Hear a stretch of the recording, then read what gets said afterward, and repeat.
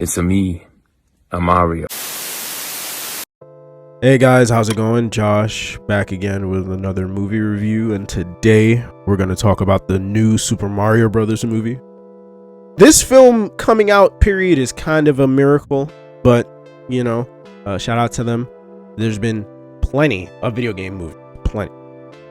Not too many good ones. There are some good ones, but not too many of them. You know, we've had such classics as Assassin's Creed and Doom, and of course my personal favorite video game movie. You should have brought more.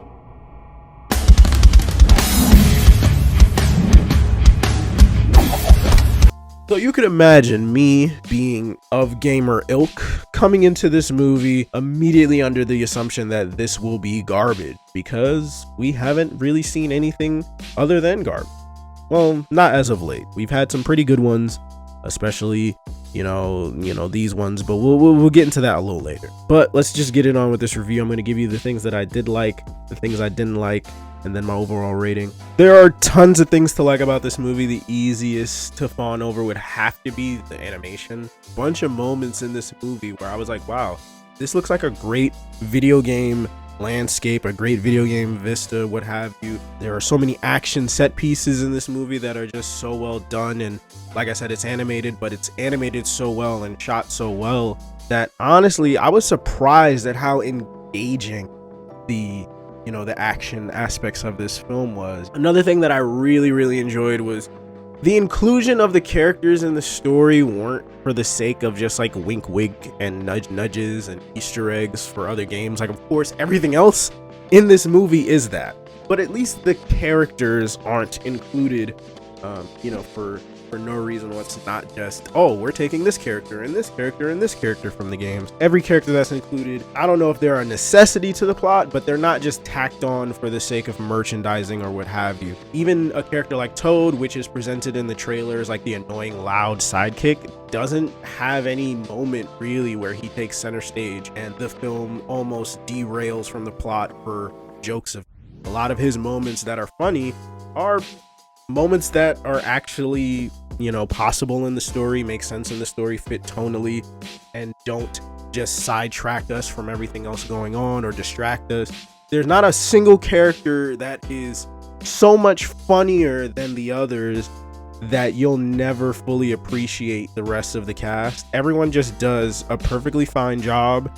Everything comes together in this perfect range of, wow, that was pretty good. And there's this added sprinkling feeling of, I should feel even better about this, not only because I'm a fan of Super Mario, I'm a fan of video games, but also being a fan of video games in an age where we're finally getting some good ones.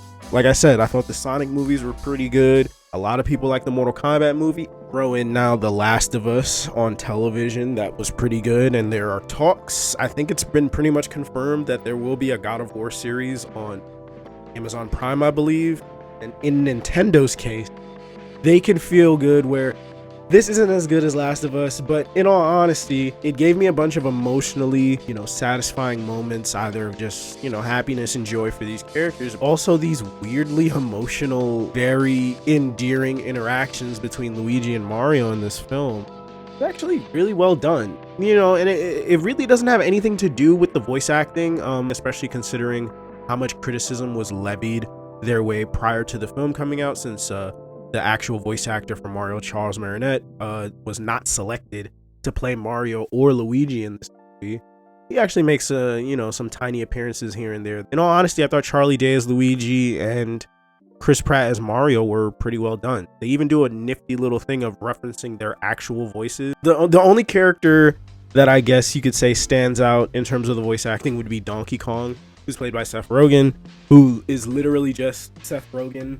Actually, for once, we actually got a Seth Rogen character that's like a character, because Donkey Kong is a fucking douchebag in this movie. But, as time has passed, there are a few negative things that I want to point out here. I will give credit to, like I said, everyone in the voice cast. I felt like Jack Black does the best, right?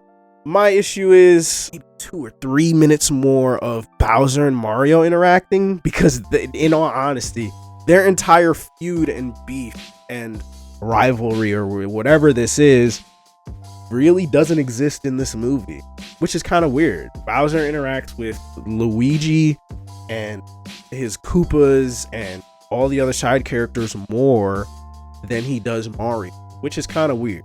But maybe this is something they'll develop on in the sequel. But for me, I'm not saying that that is necessarily a criticism. I just feel like that is a product of my initial criticism, which is Bowser isn't really given much. That a lot of this movie is really loose. Plot lines connect just because. If there's ever a moment in a movie where I could say, well, that kind of doesn't make any sense, or that was way too easy, and not in the sense of like, oh, they completed a challenge. I mean, like, gaining someone's trust in this movie is literally just an act of saying hello, like, and not like, oh, this is a weird alien custom that we have, which would explain it, albeit a little cheap, but it would explain it. There's no explanation for why everyone who interacts with one another in this film and develops like a team or a partnership, they just trust each other for the sake of trusting each other. I just felt like it's a little undercooked in certain areas that really could have made this movie stand next to some of my other favorite legendary, animated movies. It just misses the mark in the areas that those films didn't. Maybe the intention for this movie was to make a generic animated movie, and in turn, they made a generic animated movie that has so many good things aesthetically and technically about it that I appreciate it a little bit more than just the average animated movie that doesn't really have a point or a meaning behind it or anything like that. It's just like an enjoyable animated movie like Open Season or something like that. Thank y'all for watching. What did you think? Let me know in the comment section. Like, share, comment, subscribe, all that good stuff on this video. And I will see y'all in the next one. Bye-bye.